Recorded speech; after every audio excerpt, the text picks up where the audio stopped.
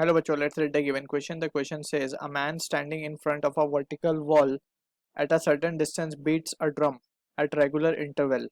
The drumming rate is gradually increased and he finds that echo is not heard distinctly when the drumming rate becomes 2 beats in 3 seconds. Then he moves nearer to the wall by 90 meter and finds the echo is again not heard by the when the drumming rate becomes 1 per second. From this data, the velocity of sound must be option A 330 meter per second, option 2 340 meter per second, option 3 360 meter per second, option 4 180 meter per second.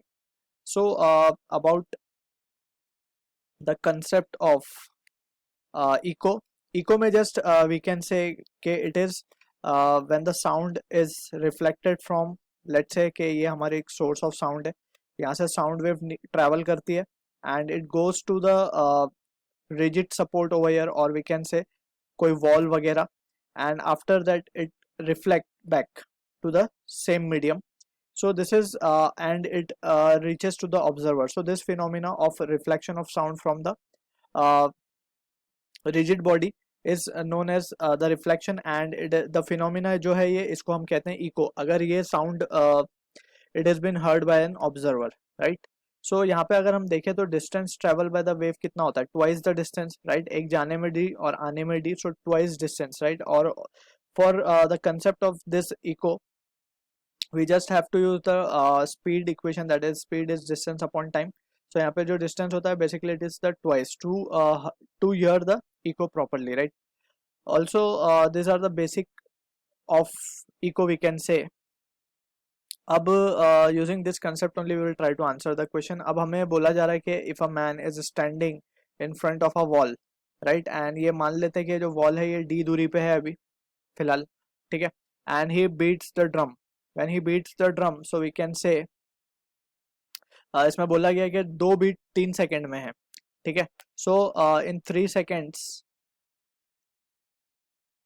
he beats he produce or he beats the drum twice, right? So we can say in 1 second में कितना हो जाएगा, 1 second में that will be representing the frequency, right? 2/3 beats, ठीक है ना? So from this situation we can say frequency जो हमें मिल रही है in this case it is coming out to be 2/3 hertz, right? अब यहीं से we can say this is the first case. अब यहाँ पे we can clearly see जब इसको इको प्रॉपरली सुनाई नहीं देता, राइट? सो वेव जाती होगी, ट्रेवल करके आती होगी, but he can not distinctly clearly नहीं सुन पा रहा वो इको को. So he change his position और वो 90 metre he moves near to the wall by 90 metre, यानी कि कुछ वो आगे की तरफ बढ़ जाता है 90 metre, right? But before that हमें पहले फर्स्ट हाफ सिचुएशन को हम एनालाइज कर लेते हैं. सो यहाँ से हमें जो टाइम निकाल सकते हैं हम, जो टाइम लगा होगा इसको इको को वापस आने में, रिफ्लेक्ट हो गया, that will be equals to we can say 1 over frequency, that is equals to 3/2 seconds, right?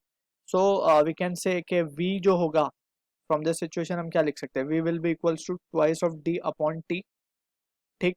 अब twice of d means 2d upon t को हम क्या लिख पाएंगे, t को हम लिख देंगे 3/2, सो ये हो जाएगा 4/3 बेसिकली, राइट? सो 4d/3 मिल रहा है हमें v. Let's say this is our expression number 1. Now he has changed his position, और वो कहाँ आ गया अब, he is standing somewhere over here and again he is beating the drum, right? So ये जो distance है ये है 90 मीटर. so ये distance कितना हो जाएगा वॉल से, 90 minus of d, sorry d minus of 90, ठीक? सो फ्रॉम दिस सिचुएशन अब हम क्या देख सकते हैं, हमें बोला गया है कि अब वो क्या कर रहा है, ड्रमिंग रेट बिकम्स 1 पर सेकेंड, यानी कि अब फ्रीक्वेंसी जो है हम f डैश कह देंगे, f dash will be 1 hertz हमें गिवन है डायरेक्टली, ठीक है ना? एक सेकेंड में एक ही बार हो रहा है, तो it is the frequency that is 1 hertz. And यहाँ से अब टाइम की जो वैल्यू आएगी, let's say t dash, it will be again 1 second. Clear? अब यहाँ से वी कैन सी जो वेलोसिटी की बात हम करेंगे, velocity of sound, that will be the same, right? और ये जो वैल्यू आएगी हमारे पास 2 इंटू डी की जगह पे अब हम क्या लिखेंगे, 2 into D minus of 90 divide by 1, ठीक है? एंड इन दिस सिचुएशन यहाँ पे ये हो जाएगा 2d माइनस ऑफ 180. क्लियर है?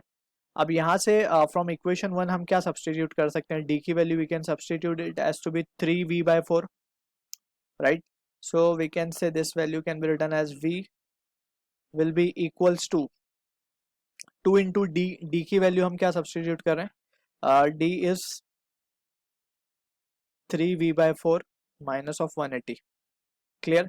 सो यहाँ से वी कैन सी क्लियरली कि v minus of v will be equals to 3v/2 minus of 180. So from this we can say 180 will be equals to 3/2 minus of v will be 1/2v. So v की जो value आ रही है हमारे पास आ रही है 360 metre पर second. So this is the answer to the question जो कि मैच होगा हमारा ऑप्शन 3 के साथ. I hope you understood the solution. All the best.